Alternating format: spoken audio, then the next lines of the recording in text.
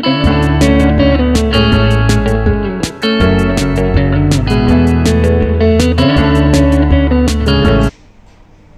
केलेली आहे. पुणे विद्यापीठाच्या अमृत महोत्सवी वर्षानिमित्त पुणे विद्यापीठाच्या पुणे शहर, ग्रामीण, नाशिक आणि अहमदनगर जिल्हा अशी एकूण 5 ठिकाणी ही स्पर्धा आयोजित केलेली आहे. आपल्या महाविद्यालयात ग्रामीण भागात ही स्पर्धा आयोजित करण्यात आलेली आहे. यासाठी पुणे विद्यापीठाने आपल्याला मदत केलेली आहे, आर्थिक मदत केलेली आहे आणि त्या आधारावरती आपण पुणे विद्यापीठाच्या साहित्य लिखा गया है। भारतवर्ष किसी काव्य फॉर्म में सूचित करता है कि गणराज्य व्यवस्था सबसे प्राचीन हिंदुस्तान में थी।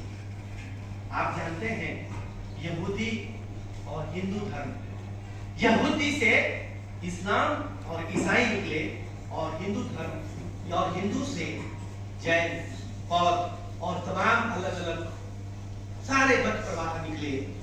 इस तमाम प्रक्रिया को किसी कवि ने समय समय पर अपनी कविताओं के द्वारा रखा है और पुणे और महाराष्ट्र को बहुत व्यापकता से मानवता का संदेश देने वाले कवियों की धुनी है। संत ज्ञानेश्वर, संत तुकाराम, मुक्ताबाई, जनाबाई और आप सारे उस परंपरा में कवि हैं। कभी आप कविता पढ़िए मीरा की, कि मीरा ने अपनी पदावली में कहा था, फेमिनिज्म पढ़ाते हैं हम लोग, कृष्ण के अलावा संसार के सारे पुरुष मेरे लिए महिलाएं हैं। तो वह दौर था जिस दौर में भारतीय संस्कृति, ये भी आप देखेंगे, और पर्यावरण को लेकर हमें बात करनी है इस दौर में करनी है, क्योंकि पर्यावरण बचेगा तो राष्ट्र बचेगा। बहुत सारे अनुभवों के आधार पर आपने देखा। तो दुष्यंत ने बहुत प्रखरता से, आप देखिए, दोनों भी चीजें रखी है, मरती हुई मानवता को भी और तमाम राष्ट्रीयता को भी उन्होंने गजल के द्वारा। साए में धूप ये गजल संग्रह उनका है और हिंदी में गजल संग्रह को साहित्यिक रूप में लाने का श्रेय दुष्यंत कुमार को जाता है। मराठी में तो बहुत शक्तिशाली गजल है, आप जानते भी हैं, और आप मराठी के बहुत सारे कवि हैं। जिए तो अपने आंगन में अपने गुलमोहर के तले, जिए तो अपने आंगन में गुलमोहर के तले, मरे तो गैरों की गलियों में अपने गुलमोहर के लिए। गुलमोहर के हमारा देश गुलमोहर है और हमारी सभ्यता संस्कृति माता पिताओं की ओर से है। इसलिए कोई कवि ये भी कहता है, दो पैरों के पीछे चार आंखें टंगी होती हैं, दो पैरों के पीछे चार आंखें टंगी होती है, दो बाप की होती है, दो माँ की होती है, आते जाते यातनाओं का रास्ता नापती है कि कब मेरा लाल यातनाओं से मुक्ति देगा। आप यदि आपकी उम्र 21 साल से बताते हो गलत है।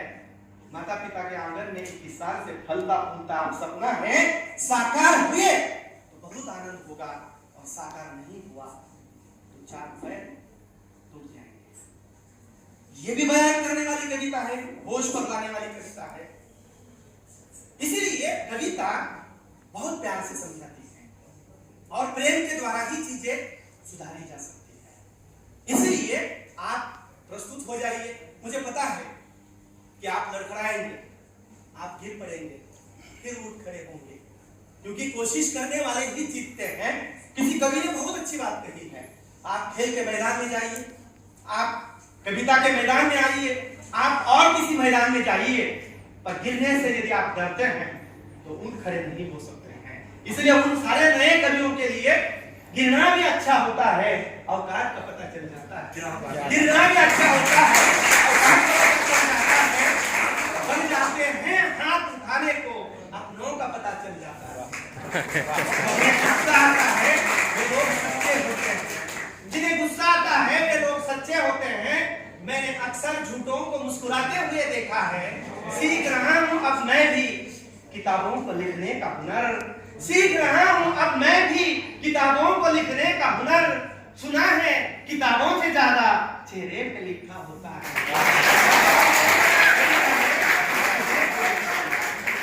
वो तमाम चेहरे होने चाहिए जो मुरझाए हुए हैं, जिनके पास शब्द नहीं है, जो बहुत अधिक गुमराह हुए हैं, जो व्यक्त नहीं हो सकते हैं। उनकी पीड़ा को कविता मुक्ति देती है और ऐसे मानव समाज का निर्माण कविता करती है कि वह सभी के लिए सुखकर होती है, जहां हम नॉर्मली हमारी ब्रीदिंग लेते हैं और अपने अनुरूप जीवन जीने की आजादी पाते हैं। इस तरह का कवि, इस तरह की कविता विश्व कल्याण के लिए बहुत कुछ कहती है और वह परंपरा संत ज्ञानेश्वर, तुकाराम, मुक्ताबाई, जनाबाई से होते हुए आप तमाम सावित्रीबाई फुले पुणे विश्वविद्यालय के कवियों से आगे बढ़ती है। आप सभी कवियों का मैं हार्दिक स्वागत करता हूं और आपके सारस्वत सम्मान में आप सारे कवि यहाँ सादर आमंत्रित है। बहुत बहुत आभार, धन्यवाद।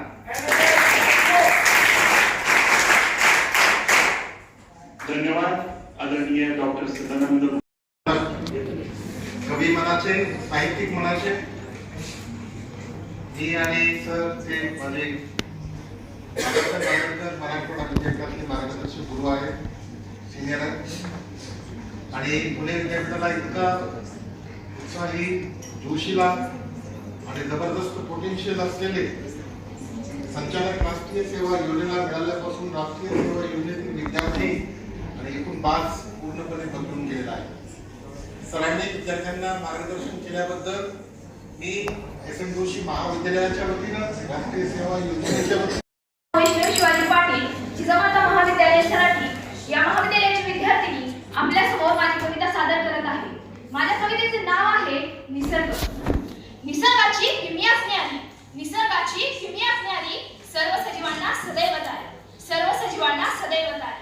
निसर्ग आहे आपला खरा मित्र, निसर्ग आहे आपला खरा मित्र। जपले पाहिजे निसर्गाचे रूपरंग सर्वत्र, जपले पाहिजे निसर्गाचे रूपरंग सर्वत्र। निसर्ग आहे सखा सोयरा, निसर्ग आहे सखा सोयरा। प्राणी पाखरा देई आधार आपला, प्राणी पाखरा देई आधार आपला।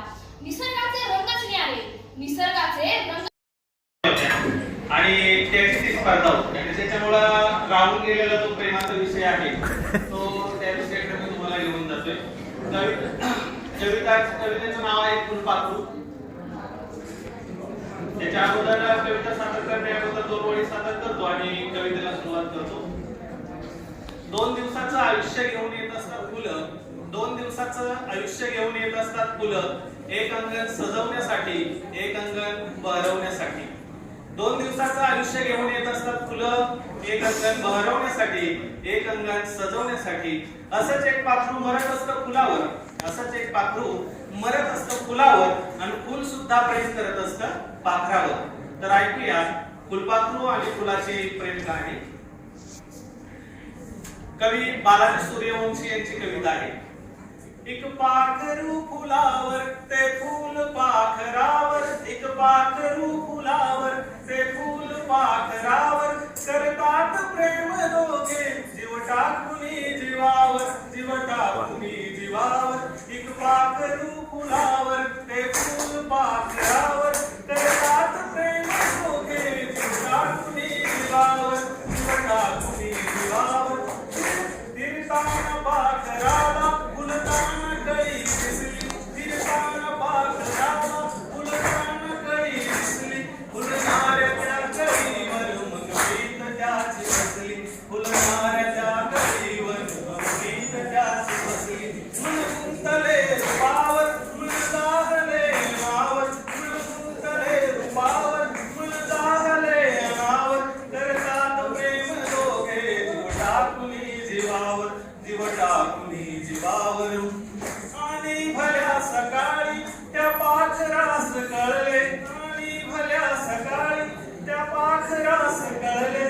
कोणी न राधमाने होते फुलास झळले, कोणी न राधमाने होते फुलास झळले। प्रेमाचा नाही येथे प्राणाचा अंत झाला, प्रेमाचा नाही येथे प्राणाचा अंत झाला। स्वच्छंदी पाखरांचा स्वतंत्र पंथ झाला, स्वच्छंदी पाखरांचा स्वतंत्र पंथ झाला। एक पाखरू फुलावर